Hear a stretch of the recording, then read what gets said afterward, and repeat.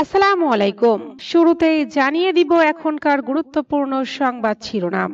Israel নিয়ন্ত্রণের বাইরে চলে যাচ্ছে, ট্রাম্পের কঠোর বার্তা। হামাস ও ফিলিস্তিন নিয়ে সৌদির পরিকল্পনা ফাঁস, কি আছে এতে?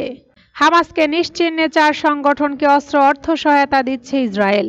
নেতানিয়াহুকে কঠোর বার্তা দিয়ে গেছেন যুক্তরাষ্ট্রের ভাইস প্রেসিডেন্ট। ভয়াবহ সুনামির কবলে ইসরায়েল।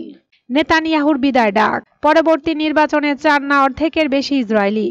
ইরানে অস্ত্র ভান্ডারে নতুন 2 ক্ষেপণাস্ত্র, পশ্চিমাদের মাথায় হাত। গোলাবারুদ আর বাজেট সংকটে ভুগছে ইসরায়েলি বাহিনী। গাজা ইসরায়েলের সামরিক কর্মকাণ্ড সীমিত করছে যুক্তরাষ্ট্র। শুনছিলেন সংবাদ শিরোনাম, এবার বিস্তারিত। তবে তার আগে অনুরোধ থাকবে ভিডিওতে একটি লাইক দিন এবং কোথায় থেকে আমাদের ভিডিওটি দেখছেন কমেন্টে জানিয়ে দিন। ইসরায়েল নিয়ন্ত্রণের বাইরে চলে যাচ্ছে, ট্রাম্পের কঠোর বার্তা। পশ্চিম তীরকে ইসরায়েলের সাথে যুক্ত করলে যুক্তরাষ্ট্রের সব সমর্থন হারাবে তেল আবিব, এমন হুঁশিয়ারি দিয়েছেন মার্কিন প্রেসিডেন্ট ডোনাল্ড ট্রাম্প। জেরুজালেমে ইসরায়েলি প্রধানমন্ত্রী বেনিয়ামিন নেতানিয়াহুর সঙ্গে মার্কিন ভাইস প্রেসিডেন্ট জেডি ভ্যান্স এক বৈঠকে প্রেসিডেন্ট ট্রাম্পের পক্ষ থেকে এমনই কঠোর বার্তা পৌঁছে দিয়েছেন। ইসরায়েল নিয়ন্ত্রণের বাইরে চলে যাচ্ছে। ভ্যান্স ইসরায়েলের সাম্প্রতিক হামলার নীতির প্রতি যুক্তরাষ্ট্রের হতাশা স্পষ্টভাবে তুলে ধরেন। হামাস ও ফিলিস্তিন নিয়ে সৌদির পরিকল্পনা ফাঁস, কি আছে এতে? গাজা যুদ্ধ পরবর্তী সময় হামাসকে নিরস্ত্র এবং ফিলিস্তিনি কর্তৃপক্ষকে আর্থিক ও প্রশাসনিক সহায়তা দেওয়ার পরিকল্পনা নিয়েছে সৌদি আরব। সৌদি আরব গাজায় আন্তর্জাতিক শান্তিরক্ষা বাহিনী মোতায়েনের পক্ষে, যাতে হামাসের প্রভাব কমে এবং গাজায় স্থিতিশীলতা বজায় থাকে। এ বাহিনীতে অন্যান্য আরব ও মুসলিম সংখ্যাগরিষ্ঠ দেশও অংশ নিতে পারে। গাজা উপত্যকা ও ফিলিস্তিনি ভূখণ্ডে স্থিতিশীলতা বৃদ্ধিতে রিয়াদের দৃষ্টিভঙ্গি উপস্থাপন করাই মূল লক্ষ্য। হামাসকে শাসন থেকে ধীরে ধীরে সরিয়ে এবং ফিলিস্তিনি কর্তৃপক্ষকে সংস্কার করে এটি এমনভাবে বাস্তবায়ন করা হবে যা 1967 সালের সীমারেখায় জেরুজালেমকে রাজধানী করে একটি স্বাধীন রাষ্ট্র প্রতিষ্ঠার আকাঙ্ক্ষা পূরণ করবে। সৌদি আরব বলেছে, শান্তি প্রচেষ্টাকে বাধাগ্রস্তের পাশাপাশি অভ্যন্তরীণ বিভাজন বাড়াচ্ছে হামাস, তাই তাদের প্রভাব সীমিত করাই জরুরি। এজন্য নথিতে আন্তর্জাতিক ও আঞ্চলিক চুক্তির মাধ্যমে ধাপে ধাপে নিরস্ত্রীকরণ প্রক্রিয়ার কথা বলা হয়েছে। এছাড়া গাজার প্রশাসনিক ক্ষমতা ধীরে ধীরে এর হাতে হস্তান্তর করার প্রস্তাব দেওয়া হয়েছে, যাতে এটি 2 রাষ্ট্র সমাধানের সঙ্গে সামঞ্জস্যপূর্ণ থাকে। নথি অনুযায়ী মিশর, জর্ডান ও ফিলিস্তিনি কর্তৃপক্ষের সঙ্গে পরামর্শ করে কাজ করবে সৌদি আরব। প্রভাবশালী পররাষ্ট্র মন্ত্রণালয়ের কর্মকর্তা মানাল বিনতে হাসান রাদওয়ানের নির্দেশের উদ্ধৃতি দিয়ে নথিতে এই পরিকল্পনার কথা উল্লেখ করা হয়। 2007 সালে হামাস ও ফাতার সংঘর্ষের পর থেকে গাজায় কার্যত অনুপস্থিত। তাই সৌদি আরব চায় ফিলিস্তিনি কর্তৃপক্ষের মধ্যে সংস্কার ও দুর্নীতি বিরোধী দক্ষতা গড়ে উঠুক, জাতীয় ঐক্য অর্জন এবং কার্যকর ও স্বচ্ছ শাসন নিশ্চিত করার জন্য কর্তৃপক্ষের সংস্কার একটি মৌলিক স্তম্ভ বলে উল্লেখ করা হয় প্রতিবেদনে। সৌদি আরব মূলত কে আর্থিক ও প্রযুক্তিগত সহায়তা দেওয়ার প্রতিশ্রুতি দিয়েছে, যাতে তারা ফিলিস্তিনি জনগণকে মৌলিক সেবা দিতে পারে, যদিও নথিতে অর্থের পরিমাণ নির্দিষ্ট করা হয়নি। এছাড়া ফিলিস্তিনি কর্তৃপক্ষের ছত্রছায়ায় দলগুলোকে একীভূত করার জন্য জাতীয় সংলাপের আহ্বানও জানানো হয়েছে। এর অন্যতম লক্ষ্য জাতীয় সংহতি বৃদ্ধি করা। এই নথি গত 29 সেপ্টেম্বরের। এর একদিন পর সৌদি পররাষ্ট্রমন্ত্রী প্রিন্স ফয়সাল বিন ফারহান জাতিসংঘ সাধারণ পরিষদে ইসরায়েলের গাজায় গণহত্যা বন্ধে আন্তর্জাতিক পদক্ষেপের আহ্বান জানান। অন্যদিকে ইসরায়েলের অর্থমন্ত্রী বেজালেল স্মোট্রিচ ফিলিস্তিনি রাষ্ট্রের ধারণা প্রত্যাখ্যান করেছেন। তিনি জানান, তার দেশের সৌদি আরবের সাথে এমন কোনো চুক্তি প্রত্যাখ্যান করা উচিত যদি এটি একটি ফিলিস্তিন রাষ্ট্রের বিনিময়ে করা হয়। তিনি বিদ্রূপ করে বলেন, সৌদি মরুভূমিতে তোমাদের উঠে চড়তে থাকো। আমরা আমাদের অর্থনীতি, সমাজ এবং রাষ্ট্রের উন্নয়ন চালিয়ে যাব, যা আমরা জানি যে কিভাবে করতে হবে। হামাসকে নিশ্চিহ্নে 4 সংগঠনকে অর্থ অস্ত্র সহায়তা দিচ্ছে ইসরায়েল।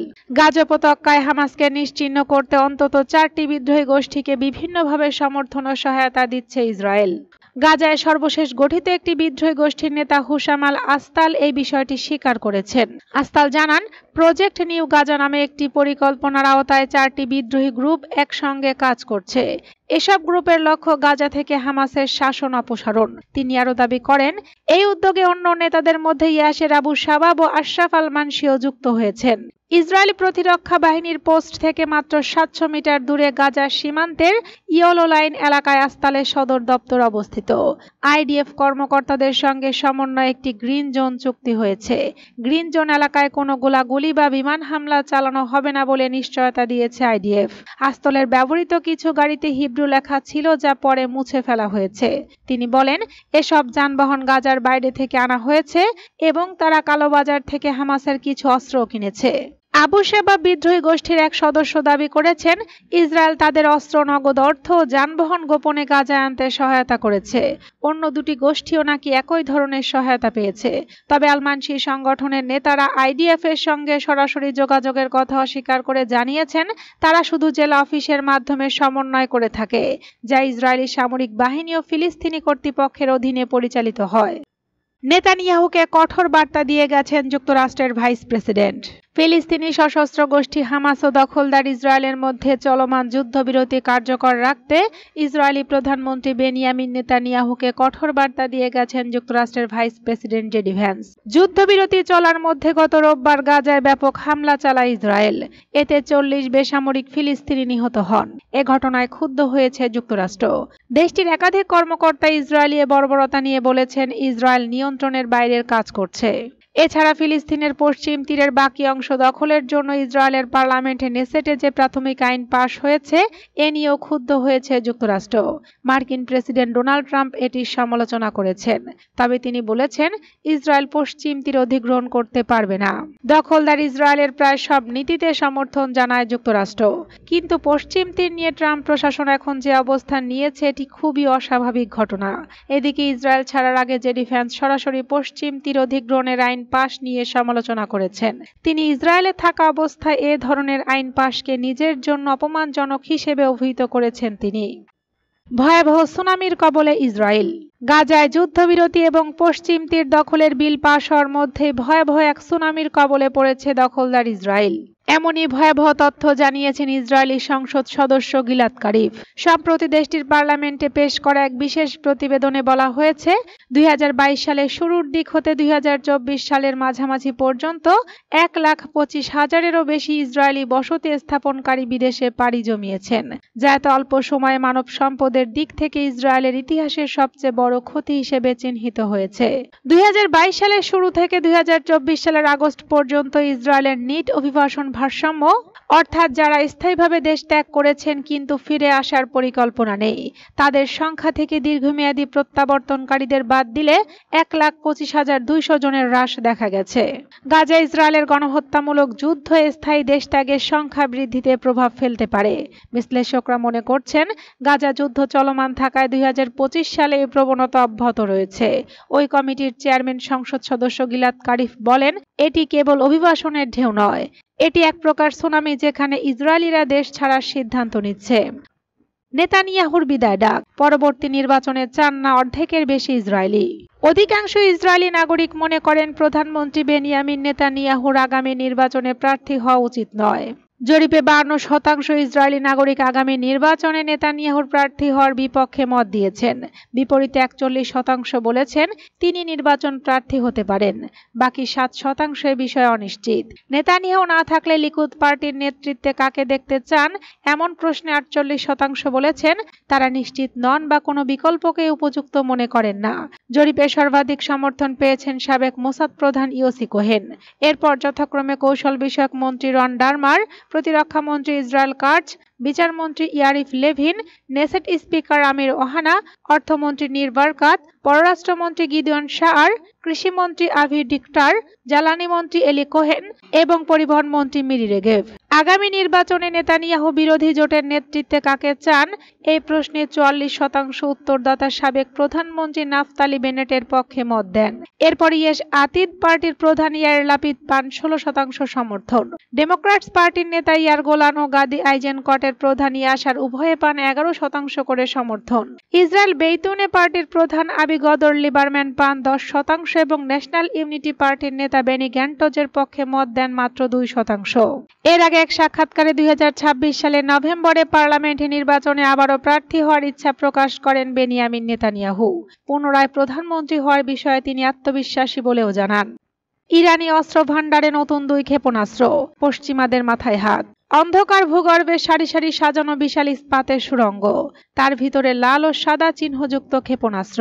হঠাৎ আলো জ্বলে উঠল এবং পর্দায় দেখা গেল দুটি নতুন নাম, ইমাদ ও কাদর। এগুলো আর কিছু নয়, ইরানের ইসলামিক রেভলিউশনারি গার্ড কর্পসের অ্যারোস্পেস ফোর্সের উন্মোচন করা সর্বশেষ প্রজন্মের দুটি অত্যাধুনিক ব্যালিস্টিক ক্ষেপণাস্ত্র। গত শনিবার তেহরান এক ভূগর্ভস্থ ক্ষেপণাস্ত্র ঘাঁটি থেকে উন্মোচন অনুষ্ঠানটি সরাসরি সম্প্রচার করে। দীর্ঘদিনের গবেষণা শেষে আইআরজিসি এই ক্ষেপণাস্ত্রগুলোকে সম্পূর্ণ নতুন রূপে তৈরি করেছে। নতুন এই ক্ষেপণাস্ত্র দুটির মধ্যে কাদরে যুক্ত করা হয়েছে ইলেকট্রনিক্স কাউন্টার মেজার বা ইলেকট্রনিক্স প্রতিরোধ সরঞ্জাম। এই প্রযুক্তি শত্রুপক্ষের রাডার বা ইলেকট্রনিক্স প্রতিরোধ ব্যবস্থাকে বিভ্রান্ত করে ক্ষেপণাস্ত্রকে তার সঠিক পথে চালিত করতে সক্ষম। অন্যদিকে ইমাদ ক্ষেপণাস্ত্রকে আধুনিকীকরণের পর আগের চেয়ে আরও নিখুঁতভাবে লক্ষ্যবস্তুতে আঘাত হানার জন্য উন্নত করা হয়েছে, যার নির্দেশনা কার্যক্ষমতা দুটোই উন্নত করা হয়েছে। গোলাবারুদ আর বাজেট সংকটে ভুগছে ইসরায়েলি বাহিনী। গাজা উপত্যকা দীর্ঘস্থায়ী যুদ্ধ এবং এর অর্থনৈতিক ধাক্কার কারণে ইসরায়েলের সামরিক বাহিনী বিপাকে পড়েছে। জানা গেছে, জরুরি বাজেট বৃদ্ধি ছাড়া নতুন কোনো বড় যুদ্ধের জন্য হানাদার বাহিনীটি প্রস্তুত নয়। দেশটির সামরিক কর্মকর্তারা সরকারের কোষাগারকে সতর্ক করেছেন। তারা বলেছেন, শিগগিরই এ বিষয়ে ব্যবস্থা না নিলে সামনে বড় বিপর্যয় অপেক্ষা করছে। সামরিক কর্মকর্তারা সতর্ক করেছেন, গাজায় তাদের পরিচালিত গণহত্যামূলক যুদ্ধে যে বিপুল ক্ষয়ক্ষতি হয়েছে তা পুষিয়ে নিতে সামরিক শিল্প এবং গোলাবারুদের মজুদ বৃদ্ধিতে দ্রুত বিনিয়োগ প্রয়োজন। সামরিক বাহিনীর প্রাথমিক পরিকল্পনা ছিল গাজা ও লেবাননের হিজবুল্লাহর বিরুদ্ধে যুদ্ধটি 1 মাস ধরে চলবে, বড়জোর আরও 2 সপ্তাহ বাড়ানো যেতে পারে। কিন্তু যুদ্ধটি বিভিন্ন ফ্রন্টে দীর্ঘায়িত হওয়ায় ইসরায়েলকে তাদের মৌলিক সামরিক সরঞ্জামের ঘাটতি পোষাতে 900টিরও বেশি কার্গো বিমান এবং 150টি সরবরাহকারী জাহাজের, যার বেশিরভাগই যুক্তরাষ্ট্র থেকে আসা, তার উপর নির্ভর করতে হয়েছে। অফিসাররা অভিযোগ করেছেন, গত অক্টোবর 2023 থেকে শিক্ষা নেওয়ার পরও কোষাগার নতুন করে সামরিক শক্তি বৃদ্ধি এবং অস্ত্র উৎপাদনের জন্য প্রয়োজনীয় অর্থ ছাড় দিতে গড়িমসি করছে। গাজা ইসরায়েলের সামরিক কর্মকাণ্ড সীমিত করছে যুক্তরাষ্ট্র। মধ্যপ্রাচ্যের বর্তমান সংকটের প্রেক্ষাপটে যুক্তরাষ্ট্র ইসরায়েলের কর্মকাণ্ড সীমিত করতে যাচ্ছে। বিশেষ করে গাজা ও দখলকৃত পশ্চিম তীরের উপর ইসরায়েলের সামরিক নিয়ন্ত্রণ প্রসঙ্গে মার্কিন পক্ষ থেকে স্পষ্ট করে দিয়েছে যে তারা ইসরায়েলের কোনো ধরনের সহিংসতা, এমনকি বিমান হামলাও ওয়াশিংটনের অনুমতি ছাড়া করতে দেবে না। ইসরায়েলি রাজনৈতিক বিশ্লেষক আকিভা এলডার মনে করছেন, মধ্যপ্রাচ্যের অন্যান্য যুদ্ধ থেকে শিক্ষা নেওয়া অত্যন্ত গুরুত্বপূর্ণ। তিনি বলেছেন, আমরা জানি আফগানিস্তান ও ইরাকে কি ঘটেছিল। যদি স্থানীয়দের নিয়ন্ত্রণের সুযোগ না দেন এবং কোনো অঞ্চলের ভবিষ্যৎকে বিদেশি শক্তির উপর গড়ে তুলেন, তাহলে তা স্থায়ী হবে না। এলডার আরও উল্লেখ করেছেন যে গাজার ভবিষ্যৎ শাসন অবশ্যই 2002 সালের সৌদি আরবের শান্তি উদ্যোগের উপর ভিত্তি করে তৈরি হওয়া উচিত, যা আরব লীগের 22টি সদস্য দেশ সমর্থন করেছিল। ইসরায়েলের উগ্র ডানপন্থীরা এবং সম্ভবত নেতানিয়াহু আশা করেছিলেন যে ট্রাম্প ইসরায়েলকে গাজায় সামরিক সরকার গঠন করতে দেবে এবং কিছু বসতি নির্মাণের অনুমতিও দেবে, তবে মার্কিন প্রশাসন এটি অনুমোদন করবে না।